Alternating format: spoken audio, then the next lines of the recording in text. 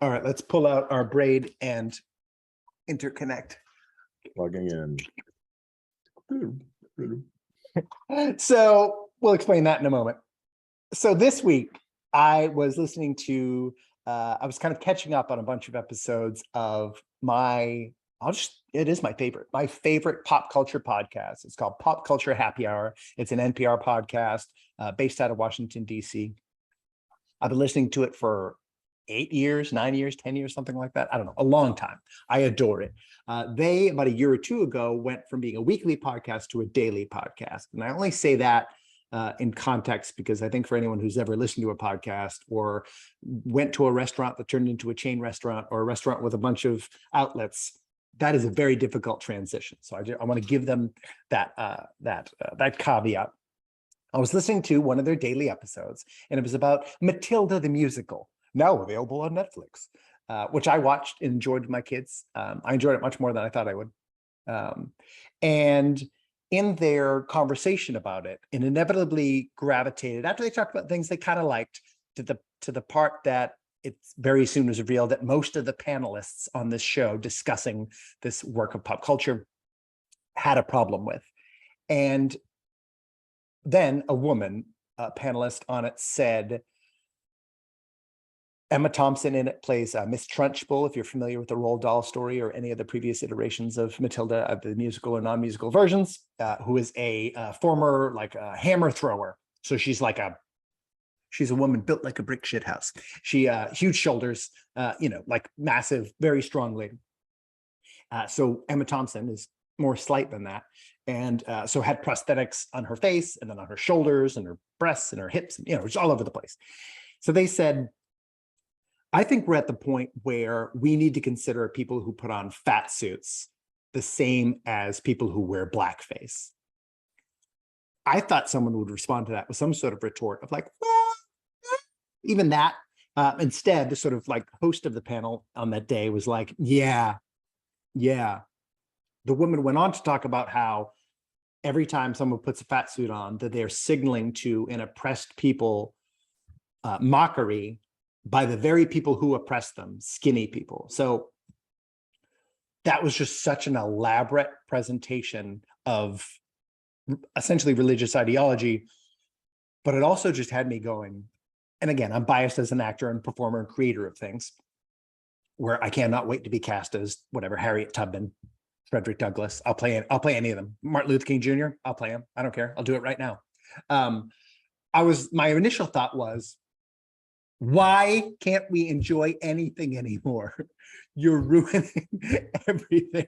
And then maybe I started talking about it to expand it even further, because this applies to Avatar, I think, pretty dominantly in a way that we've all seen. And that's a hugely monumentally billion-dollar successful movie that we all can relate to. So we're going to talk about that too. And I thought we should bring Woman King into it, because that was a good, real, based on a true story example that suffered from the same slings and arrows of hold on a second, what actually happened was.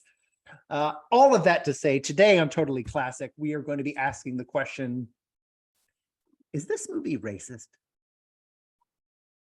My name is Brendan McNamara. And my name is Andy Swindler, which recently, anecdotally, I realized my father believes D is silent. DL is a very challenging thing to pronounce. Kind of can't do it without it's like blue. There's always a ba-lu. Ba-lu, yeah. Can't lose the so swindler. I think I've spent my entire life trying to say it without the swindler. Yeah, and then swindler. He's explaining this to my girlfriend. He's like, oh yeah, the D's silent, it's swindler. I'm like, what? I never knew that.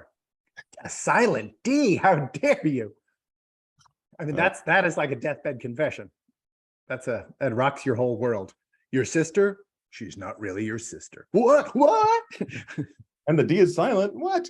He's silent. Where? How? So today we're going to be wrangling through, a phenomenon that I think everyone is aware of, where especially pop culture, anything really, political statements, but pop culture, I think most dominantly or most freely, because I think everyone feels like they are an expert in pop culture. For some reason, like expertise in anywhere else, doesn't matter how much you consume. It's like if you don't have a degree, but if for some reason pop culture has always been, everyone's like, nope, everyone's allowed to have an opinion on it. It's like food, right? Everyone's allowed to have an opinion on food because we all eat food. Everyone's allowed to have an opinion on movies and TV and blah, blah, blah. So because we all watch them, listen to them. But it has gotten to a point where people say something that pretty outlandish, that blackface and wearing a fat, any sort of body enhancing, making something larger. And this has come up around the movie The Whale, really dominantly in this award season as well. But that people wear fat suits are equivalent to people who wear blackface. And I was like, that is a new, I mean, already blackface as just something that you can't do is a new, I think everyone needs to know this. Young people, famously, Ted Danson, Whoopi Goldberg were dating decades ago. And they went to a party, both in blackface. And it was just like it was just a thing. It was meant to be provocative. It was meant to make people upset. But they just did it. And it wasn't like, Ted Danson's done, Whoopi Goldberg's done. You just go, oh, that's saucy. It's punk rock. That's all it is. It's saucy and punk rock. So this whole idea of like blackface being somehow like disqualifying, which it is, I think, in our current culture. Well, except Justin Trudeau was a blackface and he's still a prime minister, whatever. But it is a thing where you're like, oh no, there's just no circumstance you can ever do it. That is a new phenomenon, very new. I'd say in the past decade. It's like just in the 2010s did it become such a thing. I would actually say even adamantly, I would say in the past 5 years has it become something that's like cancel. It's like a cancelable offense or a disqualifying thing. So I just want to say that for context in case people are unaware of that phenomenon. Yeah, I mean, I didn't know about that. I don't follow Hollywood and the awards probably as closely as you do. So I didn't know I was supposed to cancel Ted Danson, and thank you for that. And Whoopi Goldberg, yeah. Well, no, she's okay though, because she gets it honest. She's been canceled twice, I think, for Holocaust remarks. So okay. Yeah, she's uncancelable. Don't let her off the hook. White dude though, no. And yeah, right. I'm gonna go, later atone for all of the episodes of The Good Place I watched. So good show. Good show. And talk about sticking the landing. Oh my goodness. Yeah. And what a great segue. This is my thesis that I'll just say out loud, as opposed to meandering as we often do. My thesis is, when I was listening to NPR, I was like, this is like listening to like Christian programming when I was growing up, when it was like Christians talking about pop culture, where you could talk about the story and things you liked and didn't like, things that you thought were technically weak or, missed the mark on the intentions of the filmmaker. But then always it would be followed by or interwoven with ideological conversations, meaning how does this accord in terms of the worldview of the filmmakers being most relevant with biblical ideology, or like the words, the truth of God as he has spoken it. And so I was like, this is phenomenal to me, because I've always thought of NPR as a liberal institution. But at least in this podcast, and I would say dominantly across NPR is a great example, and I love NPR. They have become a phenomenally fundamental religious organization in their worldview. And this is another example of the sort of woke as religion, where this is a fundamentally religious objection, because it states a moral wrong and then equivocates that moral wrong to another moral wrong, which are moral wrongs by no particular basis other than sort of statement. It just says, we say these things are wrong. Blackface is wrong, fat suits are wrong, and they're equally bad. Rape, murder, equally bad, very, very bad and toxic, and we shouldn't be allowing it anymore. We have to stand up against it. And I was just like, it's amazing to me to hear liberal folks, where generally, like the liberal ideology as I grew up with was, in the danger part of it would be, everything is valid. Every viewpoint is valid. Every person's perspective on the world is valid. And we all come together and enjoy that. But like, we don't live in that world anymore. Like fundamental religious objections are now kind of in some ways becoming, and especially I think on that show, becoming like de rigueur. Yeah, and I haven't had much of a chance to process that, but I mean, speaking personally, I often would list fat or sometimes might say large-bodied, but you know, Yeah. there's a whole side note here about sort of reclaiming the word fat. Actually, there's a Yeah. whole element around that. You know, I'm the, I don't know, fattest, largest I've ever been in my life at this moment. I mean, in terms of the scale, which I won't get into like why that's not necessarily the best measurement, but it is a consistent one. It's one that I can kind of actually look at the data over time. Yeah. Yeah. Yeah, I don't know. I maybe I'll say more about that on another show, but yeah, I don't personally like take issue as a fat person. I don't personally take issue with somebody like wearing a fat suit to play a part. That's just my immediate reflection.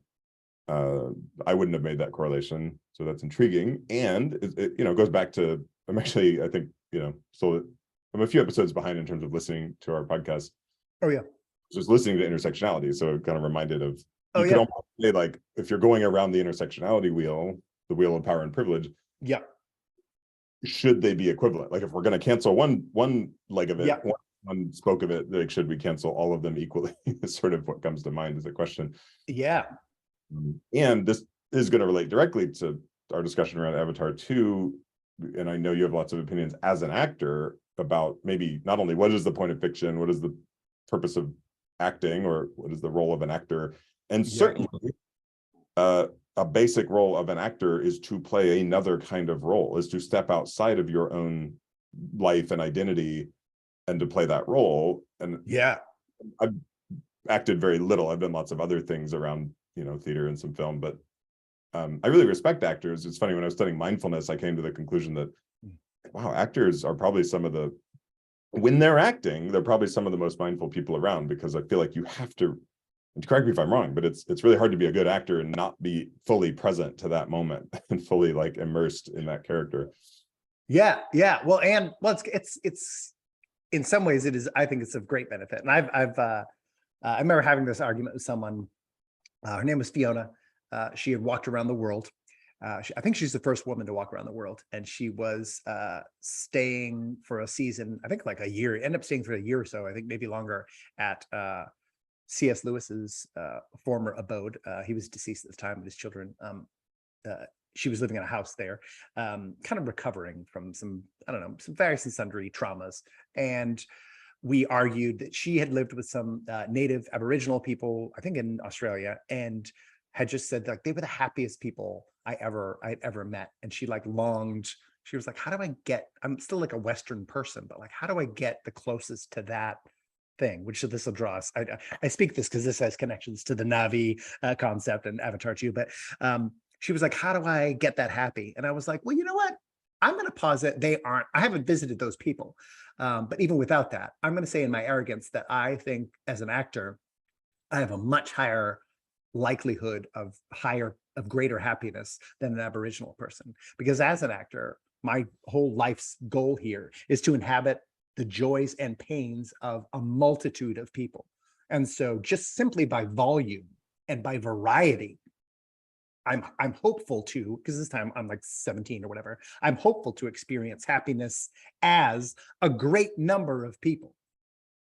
So then hopefully I can experience a measure of Aboriginal happiness. Hopefully I can experience a measure of Black joy. I can experience a little villainous happiness, you know, Nazi happiness, like all of that. And I was like, and I think that's in many ways, perhaps it's part of our endorphin or what dopamine chase in the modern world, but that's the joy of acting, is to experience the joys and pains of a multitude of people, you know, which is I think why, even though I'm a Christian and I believe the word of God is inerrant and true and foundational for my life, I've always tended towards a general liberalism, because I do, as an actor, have to remain open to at least comprehending enough that I can emulate it convincingly, anybody's ideology, you know, whether heinous or otherwise, you know. So I think what I'm hearing you say is the purpose of acting is to appropriate happiness from as many cultures as possible. I mean, in terms of if I'm competing with the Aboriginals, yes. Yeah, no, thank you for sharing that. I would love for you to keep weaving in your insights as an actor. I feel like an outsider on that particular discussion, although I hang out with lots of actors. So yeah. We're So- also obnoxious. Let's not pretend that actors aren't some of the more obnoxious people on the planet. weird and fun and Yeah. We're Like- all of it. Yeah, all of I it. don't like to talk very much at parties, so I'm happy to hang around with people who do. Oh, it's perfect. Theater kid parties is the best for you then. I mean, even more so than like actor parties, like theater people parties. Oh my goodness. I'll be in the corner with my peach schnapps. Thank you. That was my drink in high school. I thought it was so cool. I was like, I'm gonna walk around with a bottle of peach schnapps. It's very particular. You're like, the schnapps guy. Hey, Peach Schnapps is here. It becomes And it's like, yeah. do you want any? And everybody's like, hell no. Actually, that's No. all. No, thank you so much. I'm good. So do we want to dive a little into the and thanks again, as always. You tend to build our outlines, which I appreciate. Do we want to dig a little into like cost benefit of this? I think that's to me, before I think we're going to use Avatar as like the prime example of this occurring. Matilda the musical, just because again, it's a huge movie. That Avatar 2, yeah, it happens Avatar 1 too though, but Avatar 2 is a huge movie. It's going to be seen, I mean, worldwide by just an inordinate number of people, honestly. So I think it's the best example for us to really kind of dig into. But before we dig into it, well, I don't know. We can either dig into Avatar 2 first and then kind of analyze post hoc, analyze whether this sort of analysis is even a legitimate process. But I think I wanted to get away from my sort of cagey incredulity when she said such a thing. But I was like, oh, cool. Yeah. How many fat people have been enslaved as a people just because they were fat, for example, for hundreds of years and raped and abused and stolen and that sort of thing? I don't know. So equivalent of blackface and fat thing. To me, that's like, okay, cool. Then does that mean on St. Patrick's Day, if someone says, kiss me, I'm Irish, that's equivalent to blackface too? Because that's what we're going to do. If it's for everybody, we got to be egalitarian about this. Or should we, I don't know, have some sense of proportion where some harms have been greater than others. And her response, and as far as I could tell, she is a large-bodied Black woman. So she was speaking as a member of a couple of those castes, but I was still like, no, I don't care which of those castes I'm part of. You're not making any dang sense. But so since I come at it from a cagey sense, I was like, well, hold on a second though. Like, I don't think it's fundamentally wrong to examine the ideology, most especially of the not of the characters in the film, but of the filmmaker themselves in analyzing culture, because we are being messaged by every piece of culture that we consume. You'd be hard pressed to find a messageless bit of culture, even if it would be the Jackass or whatever, you know what I mean? Something that's just like pure physical comedy, hilarity or whatever. There's an ideology behind everything. So it's not inappropriate to examine those ideologies and to discuss whether they harm or benefit. So I don't want to just be like, hey, which I think, and there's a virulent streak in our society that's just like, can we stop talking about this stuff, please? Like all the time. I do think we need to talk about it much less, because I think we're making much of these things which enhances their existence. It's like the more you talk about a monster, the more corporeal the monster becomes. It's like, oh, I was like, when you keep saying the name Beelzebub gets stronger and stronger. There is something to that in our stories across all cultures like that, that warn us about this sort of thing. But I don't think it's just evil. I think it's just more cost than benefit. It's more harm than benefit. But I think there is a benefit. And since you're in DEI spaces, I was like, I think you would be more enmeshed in people who are like, no, it's definably beneficial. And this is why it's important for us to do this. Yeah, I think this conversation's going to reveal a lot about how we've trained ourselves to see the world and enter any kind of, like receive media, receive information, enter a dialogue. I mean, that's a lot of what the whole show's about, but this one especially, I don't know. It's funny. South Park comes to mind. I don't watch that much South Park anymore, but I used to watch it so much. Yeah. And I still defend it because I think it's an equal opportunity offender kind of show. Yeah. Nobody's off limits. They made fun of Prius drivers once, and I'm like, yep. Yes. Yeah. So there's some piece of that. I think there's a piece of like dousing joy we want to get into. Yeah. Yeah. There's a piece of, I wish I knew the attribution, but like we're in this naming period. Some of this is just trying to find people maybe haven't had a voice or haven't felt like they've had a voice, and we don't necessarily have language. We haven't talked about certain things. So Yeah. that feels like a lot of what's coming from like the DEI side is like, we absolutely need to talk about these things because we just really haven't. And Yeah. then in some cases, maybe the reality is we have actually talked about them for a long time, and people we need a new kind of conversation, or people are whatever, like tired of it, or just whatever, impatient. And in other cases, I don't think we've necessarily talked about things enough, or because it's like, and I think the Avatar 2 example is a really good example. So for a couple of reasons. One is just my story being on a DEI technology team. It was a few weeks ago, like right when it came out, a couple people on the team, like we have a weekly all team meeting, and they were like so excited about it. They were just like, which was amazing, you should go watch it. And I had seen, I follow a lot of different, I don't know, I try to follow lots of different things, but I'm sure it's way tilted towards, DEI or sort of woke culture and all that.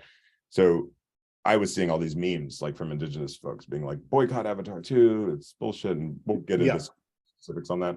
So that moment, I was faced with a quandary in that moment, really, because I was like, okay, I kind of put first and foremost that I want to be here culturally with my team, which to me actually is like not just pouring water on everybody's joy, maybe not doing the NPR thing, maybe not being woke or politically correct about everything, and just being like, cool, sounds like you watched a good movie, or a movie you really enjoyed. Isn't that fun? Like that we could even fucking go to movies again.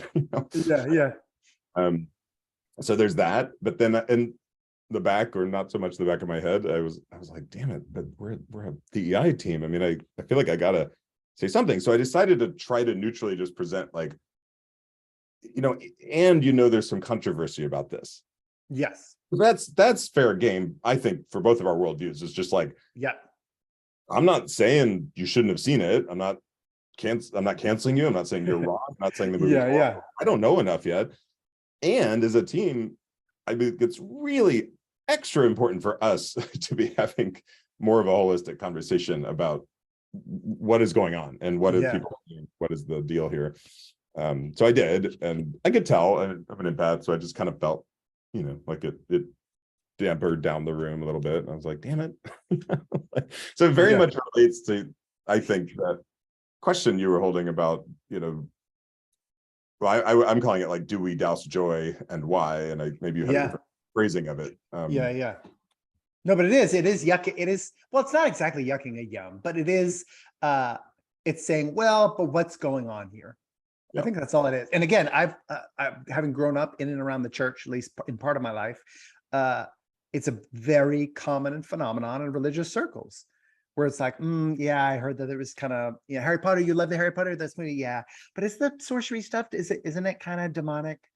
Isn't it? I mean, that's exactly what's happening. It's the same thing. Rowling anti-trans, and this is the caveat I've grown up with my entire life, which is basically, is it sinful?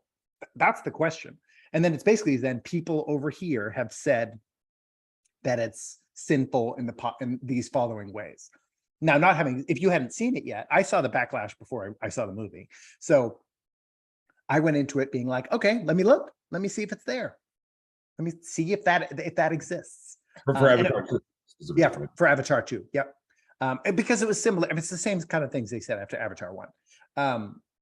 And listen, I liked Avatar 1. I thought it was phenomenally ham-fisted, to the point where I was just like, I couldn't, it was difficult for me. And it also is so, it's the ideology that I grew up with, that I've rolled my eyes at my entire life, which is centered around Native/indigenous people are holier than other people. This is what I was raised with. I was born in 1978. That is the dominant thesis, is that indigenous people, especially like Native peoples, Native Americans, Indians, I know people love all different names depending on who they are, whatever. The folks who were here before we came here, before the people who were paler like me came here. I shouldn't say we, I wasn't there.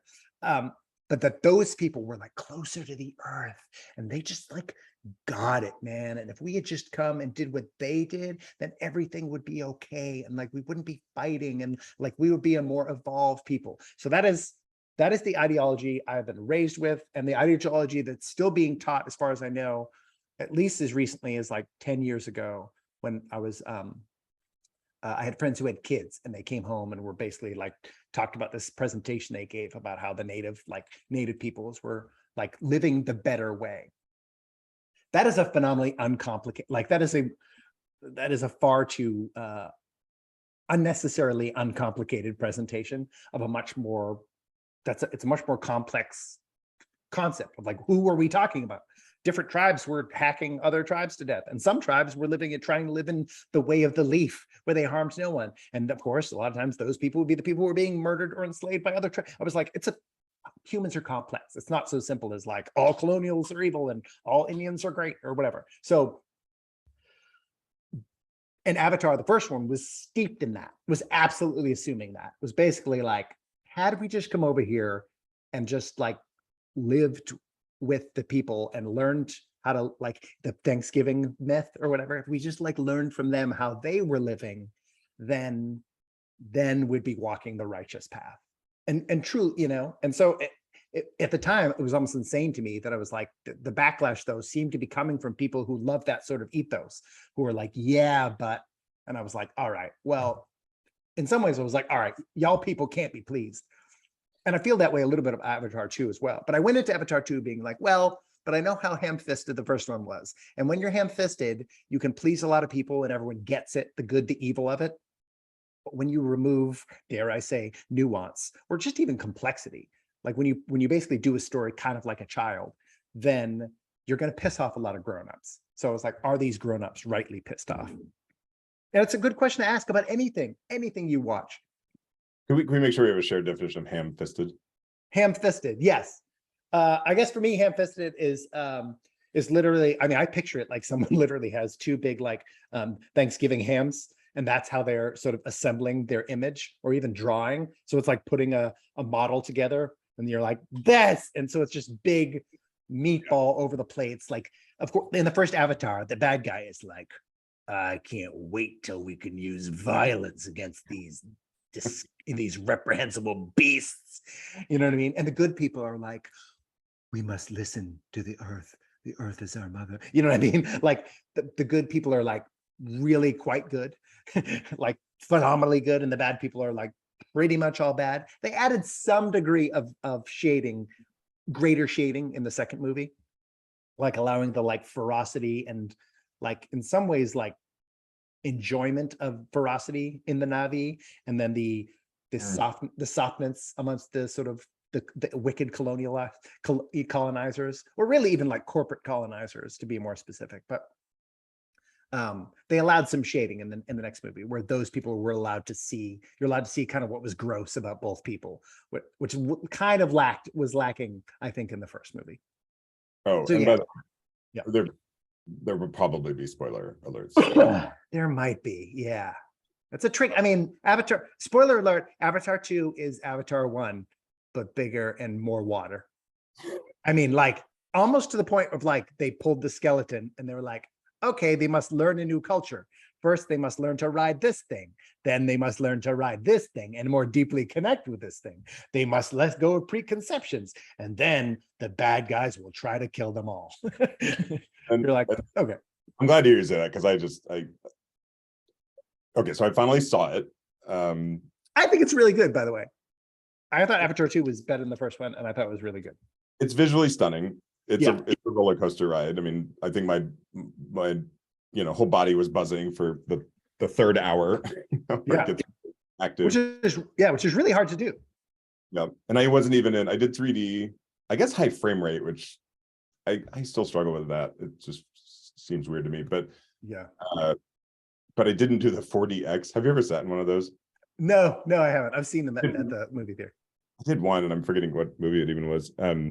But it's wild. I mean, it like turns the movie into a roller coaster, and it's like a water jet. It's like spraying you with water and shit. Yeah. It's like, actually, PSA, don't do that if you have like neck issues or whiplash. Or, like seriously, I mean, it's just. So I actually, for any PTSD. Yeah, and I was like, there's a theater here in Chicago that has recliners, and I was like, okay, we'll do recliners and 3D, and Yeah, yeah, so but yeah, I'm glad to hear you say that, because I thought structurally it was pretty boring. I actually didn't care about any of the characters, like when some of them died, I was kind of like, okay, oh, yep, that is what it is. So yeah, but it's a roller coaster ride, and that's it. I don't know, casually boycotting it. I don't go to that many movies, so it's not hard for me to boycott a movie. In the movie, I just do yeah. what I do. And then really I knew we were going to talk about this, and I thought it's going to be really damn hard to talk about a movie that I haven't seen. And Oh, so yeah, yeah, I yeah, thought about buying tickets for another movie and then sneaking into Avatar 2, so this wouldn't yeah, go in the box office count. But then yeah, I also realized that my $50, which is like, I used to spend $2 for a movie. I'm such an old man. yeah, yeah. They're still out there. Is the the 1.7 billion or whatever it is, like, Yeah. it's not going to make a huge dent.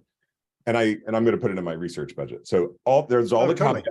caveats of why I saw Avatar 2. Yeah. And yeah, I don't know. I don't know. You're a better film critic than I am. You did that professionally for a long time.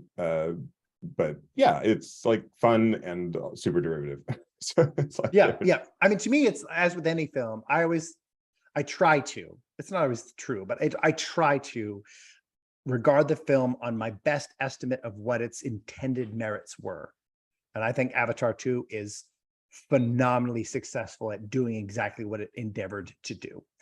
I would like it to have endeavored to do more, you know what I mean? But in some ways, and I feel, and I think, but I think that it was it was an 8 out of 10 or 9 out of 10 in terms of what it was trying to be. Now, the movie I would have liked it to have been, it's like it's a 6 or a 7, 6 maybe. You know what I mean? It was like, I would have enhanced in all these other ways, but I wouldn't make a movie. I don't think I have it in me to make a movie that would make $2.5 billion around the world. That's just not how my brain works. James Cameron has fat pitches over the plate. He's like a T, not even a pitch. It's like he's like sets up a freaking T-ball yeah. situation where anyone, but it's super smart, man, because he gets the messages he wants in there, and I don't feel like most of them are harmful. Most of them are kind and good, and people around the world, in every culture around the world, get it. You're not missing very much.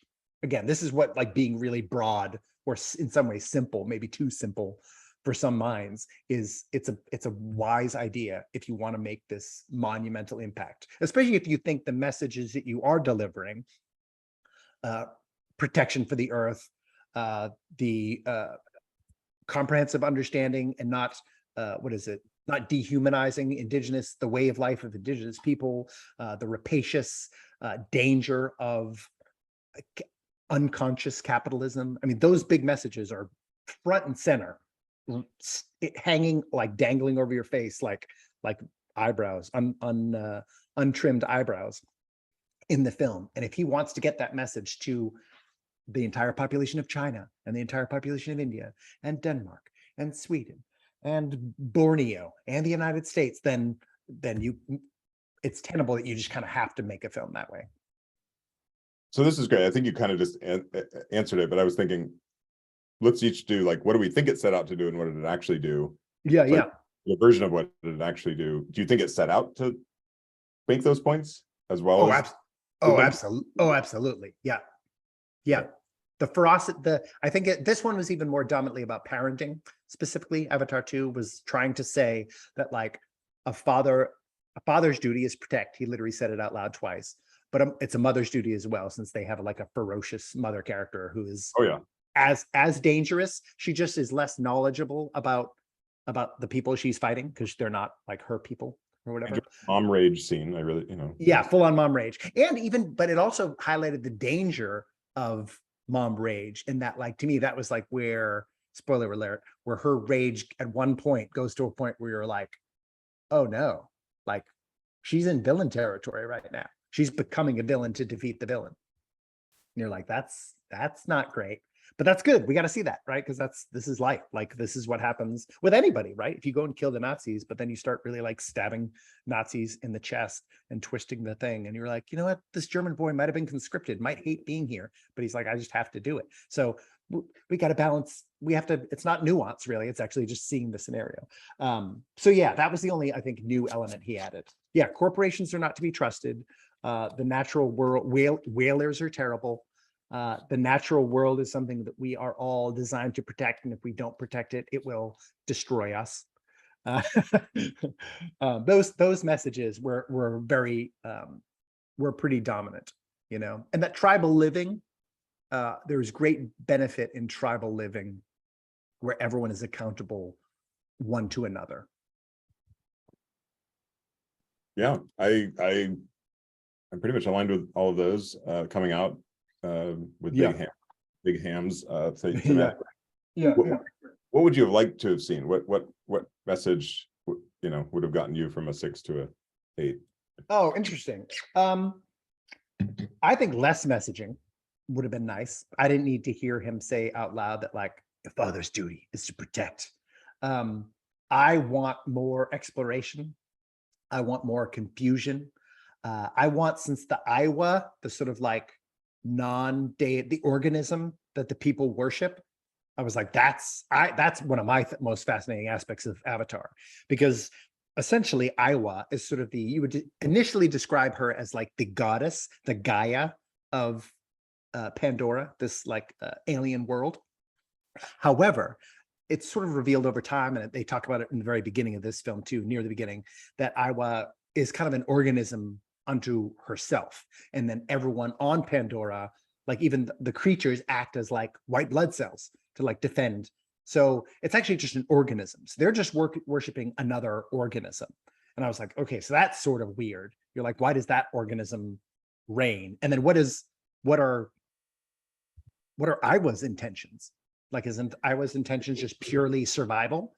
And then we don't know, you know what I mean? And so since Iowa is an absolute good, or essentially the lawgiver, that this is the way, that nature itself is our sole teacher. I mean, that to me is an area. Maybe it'll come in the third movie, but it probably won't happen at all. So I was like, especially with like the priest characters who like interpret, or the sort of like shaman / priests interpreting Iowa. And there is one woman who's like in connection with Iowa, but then that kind of just turned into like powers, the ability. She basically just had like Iowa like nature manipulative powers. So I was like, all right, this is just more like a Marvel. This is like a superhero thing more than it is like a connection to essentially what seems like an unthinking. It's not a caring source. Like Iowa doesn't care about anything or care about anybody, as far as we know. There's no, so it's a non-relational organism / God being, and that we're somehow just supposed to immediately accept that God being is munificent, and then these rapacious capitalists are wicked. And I was like, but of course, their own ideology was self-service as well. But I was like, well, wait a second though, that's the same ideology. Iowa lives to serve herself. These people live to serve themselves in whatever they see as benefit. So I was like, there's a complex, that's strange, right? Because that's pretty much the same. It's the same ideology versus the same ideology in the broadest sense. So I was like, I don't know how to explore that exactly. I'd have to sit with James Cameron for the 2 years it took to write the script, and be like, how do we address that? And I was like, and honestly, if you want to make a $2.5 million box office movie, you don't talk about that. But that would be better, you know. Didn't he write these a long time ago? Was it like in the 80s, or at least the initial? I think like an initial version. I think they've changed a ton. Actually, for a while, for people who are really into Pandora, the Na'vi initially had 6 breasts. Take that where you will. If you really want to get weird, you want to get weird with it. Well, which, tying this into the fat dialogue, culturally elevating thinness. Yeah. And this is probably a whole other discussion, right? But because we've talked a little offline about this, like that struck me. Like the Na'vi are these very tall, slender, fit beings, fit by a certain standard fit. So anyway, that's a curiosity, just how were they portrayed? So and very Yeah. human, it's I kind of want to, it's almost like a Star Trek, like, Yes. well, they're basically humanoid, and oh, they have, 3 fingers instead of 4, and obviously that's a huge plot point about the DNA, but Yeah. yeah. So yeah, that was that. My big question though, going in, was like, I didn't feel, and I watched it twice actually, because I watched it, I wanted my kids to maybe see it, but I wanted to see it first and see like if it was like okay, because it is pretty flipping, and it's more just has to do with intensity of violence and that sort of thing. And like, I don't want my kids desensitized to violence any earlier than they are going to be desensitized to violence. So my wife and I saw it first, and then I was like, okay, I think that we can hang with this. And then what is the ideology? Because again, in a akin to woke thing, I watch films with my children and then speak to them about the ideological intentions behind the films that we watch, and the ways in which I'm like, I don't agree with that, and here's why. And if you what do you think about that? Do you agree with that? Do you disagree with me? I think pop culture especially is intended to foster conversation within ourselves and conversation with others. Pop culture is not best consumed as like, that was good, la la la la la. You know what I mean? No. So in some ways, even backlash is better than, oh yeah, it was a great movie, and then say nothing else. But I did not find the criticisms that I have heard of it in terms of Blueface. The thinness one is interesting. Although I just say that's another one. Like, let's examine that. Like, is that right or wrong? Basically, like, and I don't know this too, I've never seen Native Americans represented on screen pre-colonial with any fat people. Right. There's no fat people. And in general, like, would we ever be fat or obese? Would there be any obese people outside of some form of hierarchical rapaciousness? But again, I literally don't know the answer to that. I'm assuming we would have little to none, but I don't know if that's entirely true. So in which case, like, if we were connected with the earth and constantly moving, there'd be bigger people, wider people. There'd be people who would never have a 6-pack. They might have like a sort of like firm belly or whatever, but there'd be I don't think there'd be fat on anybody's bodies. Yeah, probably for lots of reasons, and I don't know either. Yeah. And we hold that. I do know that sometimes the thinness, not only is it I don't know, some people would say materially anti-women, because we're still constantly looking at like magazines and dolls that have like artificially. Yeah. Which actually, there was a preview for the new Barbie movie, and I'm like really curious, like what the message of that movie is going to be. Oh, they will address it. I mean, Greta Gerwig directed it, so there's no way they will not talk about unrealistic body expectations. Yeah. And they should. And again, ideologically, I think they should. I think we should examine those things. And very broadly, like, European features, facial features, might be like thinner lips, and we've talked a little bit about how you brought up actually how we're actually culturally shifting to like larger buttocks and like things where there's a whole side discussion around that, and like, is that appropriation and all this but it's a pretty fascinating question, like what sort of indigenous cultures would people be large bodied. And by the way, I didn't read this criticism. This was I was just noticing this, maybe that I just sort of am sensitive to like that as a thing we're putting out, maybe fetishizing, maybe uplifting, maybe else. Yeah, I appreciate that. And I don't know, sometimes I like to be like, oh, this movie is a cross between, whatever. And it was like, maybe Moana meets Waterworld meets Starship Troopers meets Braveheart. Yeah. A few others. Although when I remembered Starship Troopers, I was like, I mean, that was a movie I thought that was incredibly well done in terms of actually having a point. Oh, for sure. Oh my gosh. One of the most like virulently sarcastic military industrial complex warning films I think that has ever been made. Yeah. But then Moana is fascinating, because I remember the first time I saw it, it was like, okay, here is a Disney princess who's being drawn outside of the kind of European caricature of you know, I don't know which Yeah. region of the world you'd want to point to, but non-European features, facial features and whatnot. And I love that movie. And I think I got, I feel like, I don't know, maybe I should dig in more, but I feel like Disney is hopefully doing a better job anyway than the past of truly weaving in different, cultures. And why am I I'm forgetting all the names of them, but the one that was focused more on Colombian culture. I mean, I know somebody from Colombia, and she was like, she felt honored. She was like, that was like a really which one was that? Do you remember? Encanto. Yeah, thank you. And it was like, so I'm like, well, that's something. I mean, I'm not here to like defend Disney at large, but Yeah. The only thing I had to do with Moana, I like Moana a lot. That's actually one of my favorite of the past run. Although there's some songs entangled. There's like one song entangled that I think might be the best song of the past like 20 years of Disney. But anyway, with Moana, the only thing that ideologically I was like, okay, let's examine this, girls. Because I did this. This is like the Christian version of the woke examination. I was like, okay, so disobeying her parents, right? So dishonoring her parents and being like, I don't care what you say. I'm not going to do what you say because it's not going to help. Let's examine that. In and of herself, like how did she know that she was right? Right? That's something like, I want to encourage my children not to disobey me just because they don't want to do something. And at least have hope that the reason I've told them to do things is for a cohesive reason.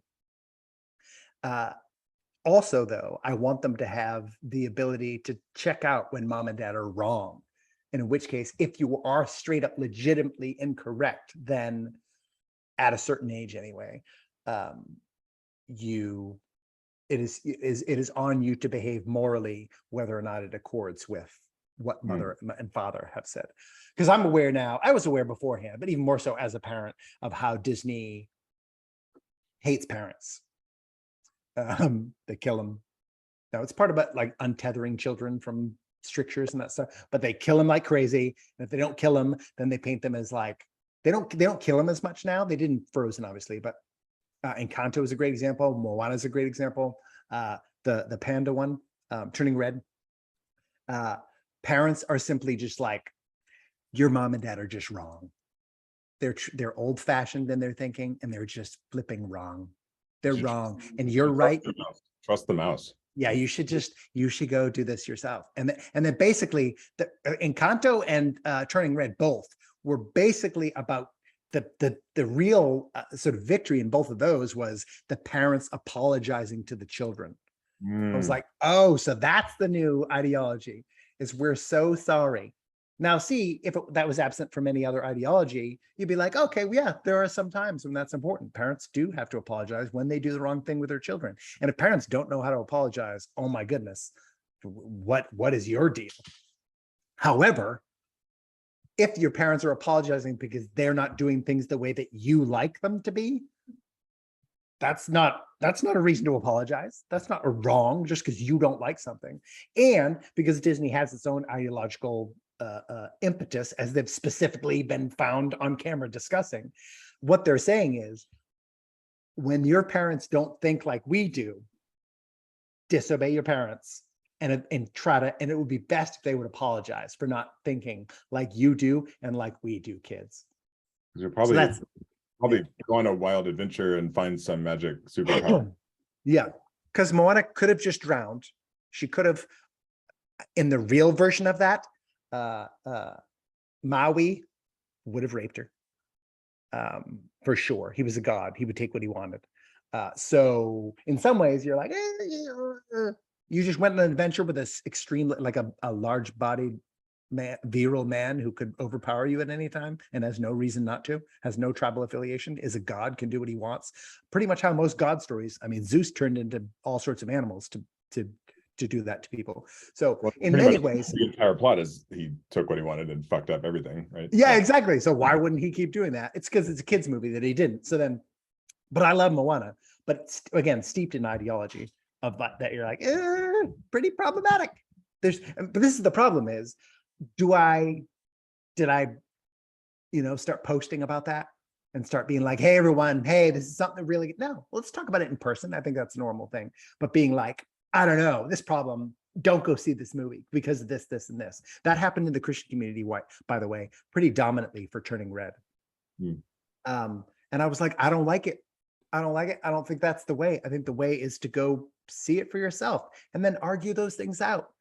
Is that ideology incorrect? You know what I mean? Like, is everyone being thin, like, and not thin like skinny, but fit? Is everyone being fit better? Flipping yes. Yes, it is literally better. So if you don't feel like you're represented there, get fit and then you're represented. Or if you're flipping sick and ailing, they have systems of dealing with that in their culture too, in which case you're literally physically broken. Okay.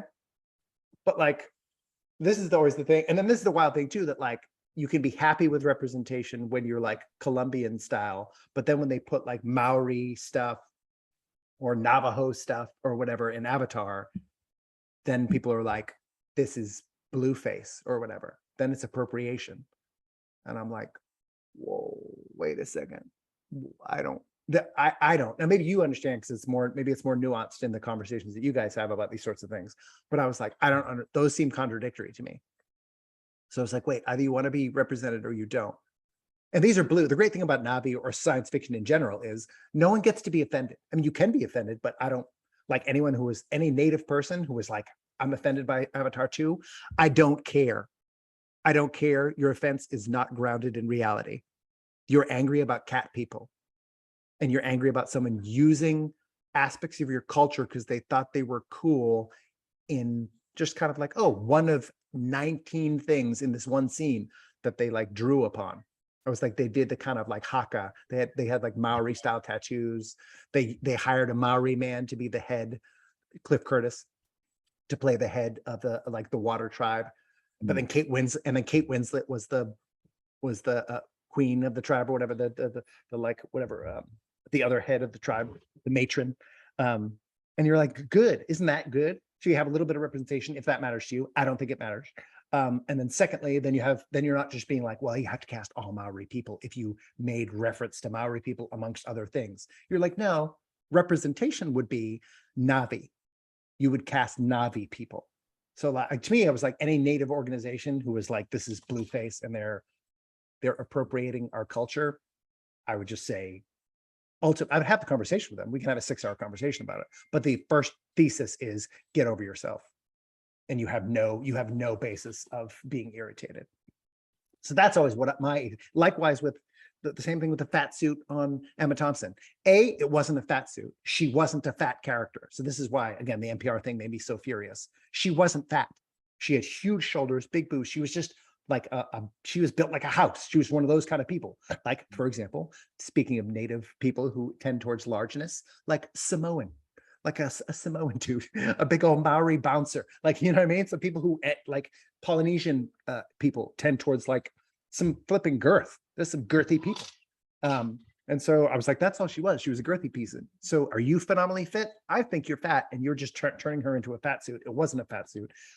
But then you have no cause. So then what's the like either fat people are in stories as complex human beings, sometimes villains, sometimes heroes, or what is the solution? The problem is like when people seem to complain about everything, then it's just like, especially representation wise, then it's what will satisfy it? Like what would have made, for example, the blueface thing okay? Like you'd have to hire someone from each and every tribe that you reference, like a Navajo, like you'd have to, and then what if those actors sucked? You know what I mean? This is the same thing with Emma Thompson. Emma Thompson's fantastic. Find me someone with that body type who's as good as Emma Thompson. Good flipping luck. You're like, yeah, but you got to give me the opportunity. So then maybe someday they'll be as good. Well, no, you don't.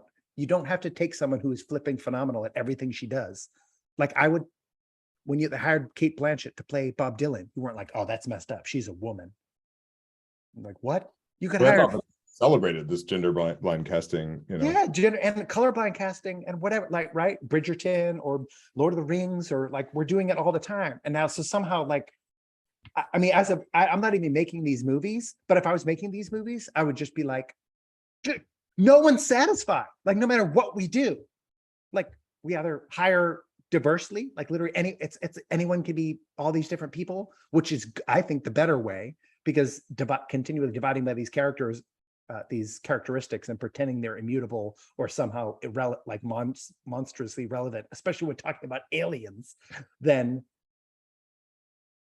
like that's better. So then being represented is good, but then being represented as good is not necessarily just good.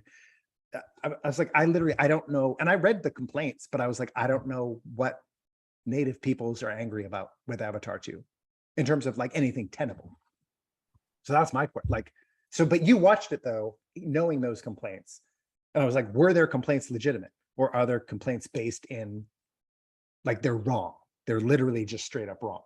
Well, I have come here today prepared to definitively and finally that question for everybody. For everyone. Yeah. Listen to my words. Well, I want to slightly backtrack to answer the three questions that you did, and then I think that'll naturally weave us right into this. And sort of get there. So, the most generous thing I think it set out to do. I mean, at the end of the day, I mean, like we've discussed, I mean, I think it set out to be a blockbuster movie and an action ride. And yes, and it succeeded. It's fucking James Cameron, folks. Like, look at his resume. Yeah, like, he's okay. Yeah, he's good at this. So, and the most generous piece, even in reading some of his quotes that I didn't like, which there's one in particular I want to get to because I had a very different reaction to that. I believe somewhere in his heart, that he actually cares about American Indians and wants to somehow convey a message that colonization is bad, and this is something we need to know about and care about and think about and talk about and do something about. I am, in terms of what it did accomplish, yes, a big blockbuster, a fun ride. I am very skeptical that very many people left that movie inspired to research about the history and the current plight of American Indians, or materially contribute to any of these things. I mean, hell, even in my life, I mean, I'm pretty into a lot of this, and that issue in particular is one that I find elusive because we've so successfully erased them and scattered them to the winds. And so, and even in saying that, I want to be quite careful, because even in that, there's this imagination that they're not with us and among us, and there's a kind of weird celebration of colonization, even in saying that, like, well, it sucks that we did that, but we also successfully did that. And I'm like, well, we actually didn't totally successfly do that. So I don't know. There's one of the things I think it did, in addition to the list you said, which I basically agree with, is, there's that one scene you reminded me of where somebody has a seizure, at least that's like the colonist Western thing we'd call it. And then they're trying to use their medicine, which I actually thought that was weird. I don't know if I missed something, but I'm like, where did that ship come from? Like, it just seemed like this way to like deliver like three plot points at once. And I was like, okay, fine. But then the colonist I'm going to call it Western medicine, didn't work. And then the indigenous, mother came in with her medicine. And at first she's like, oh, I see, I'm not needed here. And they were like, no, fuck yeah, you're needed here because this isn't working. And then it worked. Yeah. So there's a piece of that, like, yeah, there are ways of doing things, not natural medicine, homeopathic, indigenous, whatever, we want to call it. What I would have liked for it to address, say the themes protection for the earth, don't dehumanize indigenous people, and an unconscious capitalism. I would have liked for it to deliver those in more meaningful ways and not wrap them in this sugar pill of a violent, beautiful action movie, because that, to me, is very desensitizing. And not only did I just kind of not care about anybody because I thought it was just sort of trite, but like, I didn't leave inspired beyond the way I already am to go to care about the people that theoretically it was speaking to. And the pushback around appropriation is interesting for lots of reasons. And, because part of it is a little maybe contradictory, because it's like, we see some of ourselves in there. We see enough of ourselves in there to call it appropriation, and yet not enough of ourselves in there to be accurate or to deliver our message. And I didn't know that there was a Maori in there, so that's interesting. I think part of the controversy is like, it's the representation in acting, which we've talked about quite a bit. Yeah. Maybe also in like the story, like I don't know, were there people, you know, there were 5 people credited for the story. I'm like, who were those people other than the 4 other than James Cameron? Or did they bring in consultants or strategists or you know, whatever. I have to assume Disney's doing that, by the way. Like they're getting enough right, I think, about these different cultures they're exploring. So Yeah. and Well, then yeah, that but this go ahead. controversy, and specifically this phenomenon that I had heard about in the book Sandtalk, that's literally called post-Avatar depression syndrome, Yeah. came about the first movie, and we're seeing it again. So, but go ahead, and then we can dig into that. No, I was just saying that like Avatar is a sci-fi movie, and people are arguing about the aliens not representing them enough. They're aliens. They took inspiration from whatever they want, but they're alien people. So whether you borrow a Maori thing or a Hell's Angel jacket or a Irish face, some of the face paint was almost more like Euro tribalistic. So what? Like they're Navi. You don't own any of them. Navajos don't, Maoris don't. They're flipping aliens. So then the sensitivity aspect in terms of like, ooh, because it's reminiscent of, and this is why I think he speaks in a broad aim, which is indigenous, which would mean every human being on the earth is a descendant of an indigenous person. There's none of us who are not indigenous to somewhere. So that's all of us, which means at some point, cultures come in and try to alter and change the way you've been doing things, which is what wokeness is all about. Coming into a culture and trying to change and saying, nah, this is how we're doing it now. And everyone's like, no, we don't like this. This is go woke, go broke. You know what I mean? And that's resistance. That's native resistance to outside influence, or even outside/inside influence. But that's the thing of like people being mad because there's aspects of their culture that are echoed here. Aspects of everybody's culture are echoed here. There's no, do we living in the United States of America kind of catch that? We're like, oh, it is similar to our most recent like experience with like harm, industrial grade harm to indigenous people. Absolutely. But again, this is universal movies. That means people in China be feeling the same thing. People in Australia, the same thing. People and so there's this tendency to, this is the narcissism aspect of indigenous people angry about Avatar 2, where they're like, this is about me. This is about my struggle. No, it isn't. They made it about aliens, so it's not about your struggle, Navajo. It's now, are we going to see that? Sure. And can it be about your struggle? Absolutely, it can. And does it bear echoes of it? Absolutely, it does.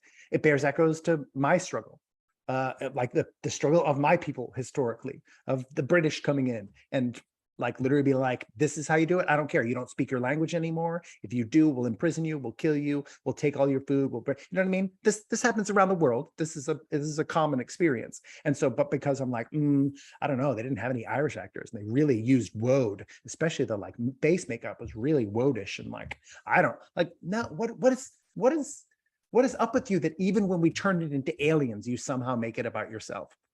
I was like, that is, to me, it's egregious narcissism to then anticipate and expect that people have to do it because you see yourself in there, that yourself has to be represented. And what's wrong with your narcissism that you can't see yourself represented by everybody? I can see myself represented in the ideology of James Cameron, and his life and my life are not the same.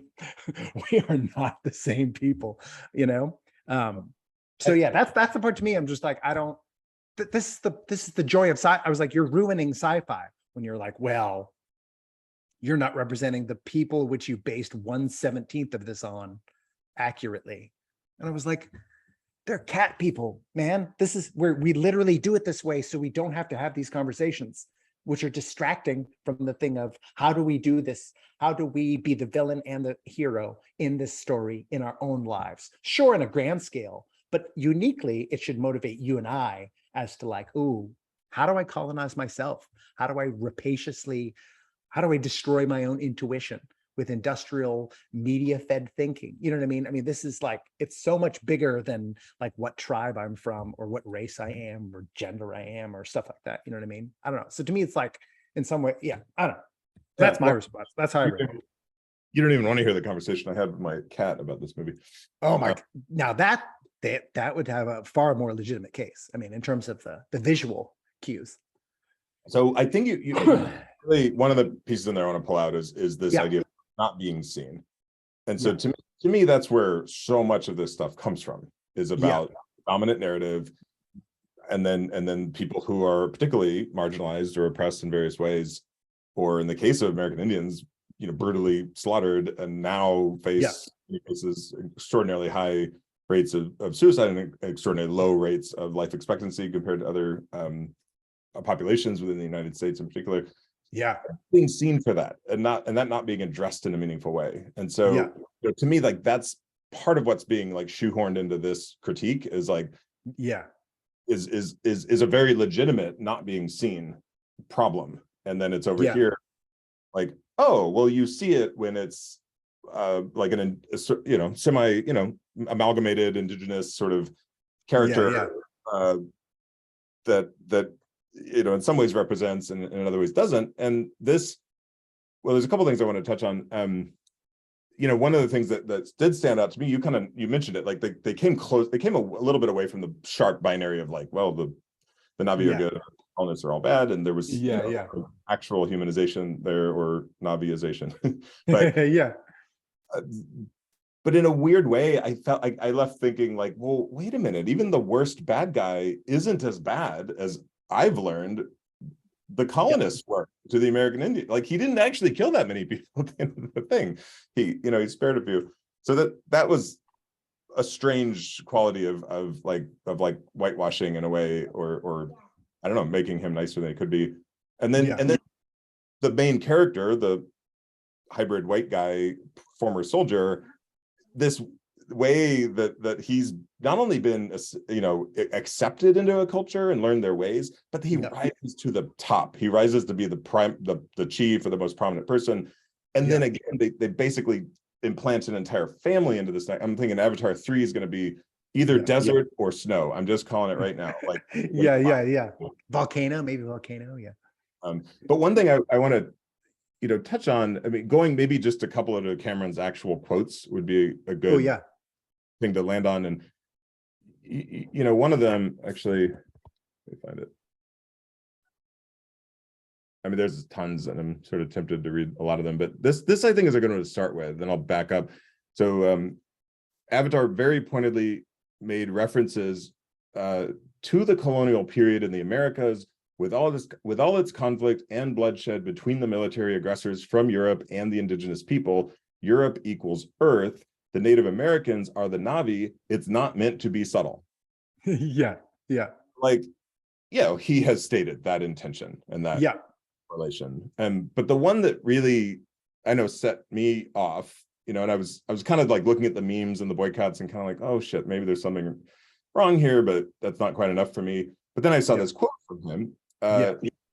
This was a driving force for me in the writing of Avatar. I couldn't help but think that if the Lakota Sioux had a time window and they could see the future, and they could see their kids committing suicide at the highest suicide rates in the nation because they were hopeless and they were a dead-end society, which is what is happening now, they would have fought a lot harder.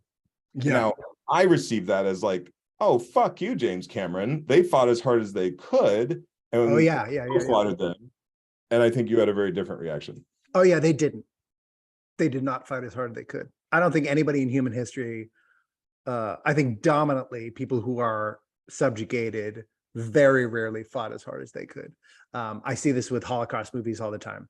They'll have things where there's like a crowd of like 100 people. And I remember this one, they're like putting water on people and like freezing them to death.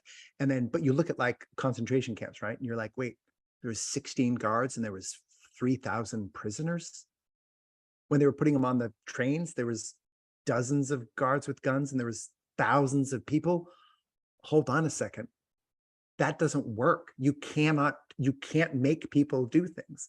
And so I think, especially because I have over the past couple of years been like in a wake up place of like, no, that we're we're literally on the path to totalitarianism.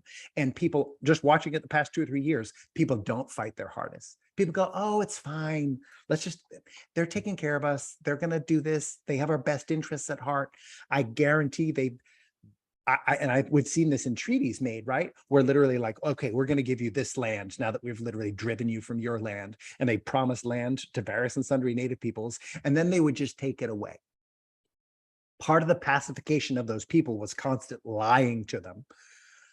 And so if they could see the future and be like, wait, they were going to lie to us and lie to us and lie to us. No. So when you come and go, hey, how about we do this? And we're just going to have to move you here. We're just going to live next to you.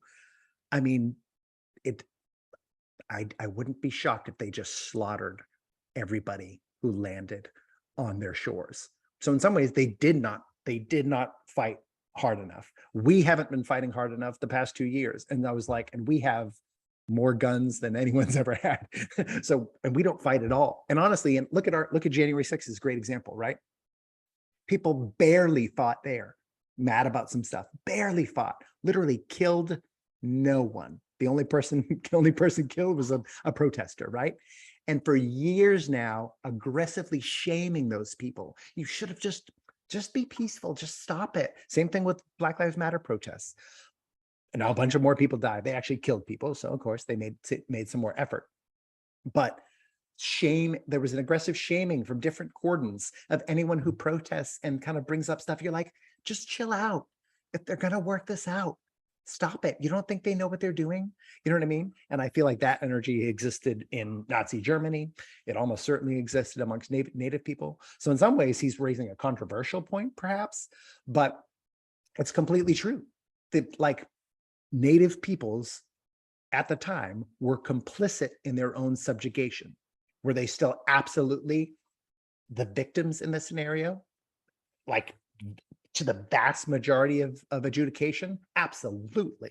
I think the villains of history are pretty clearly seen. And that's good. We should know that.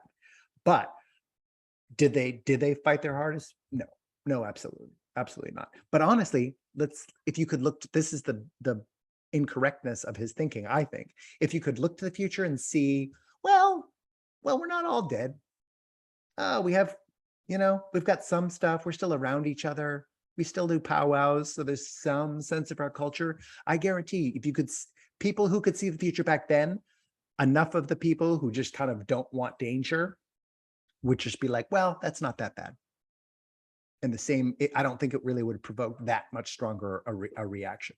So this is the binary of just like, if you could know how bad it could go, which we all know, then you'd fight your hardest. Because we all know in our modern society, we're pretty educated about history.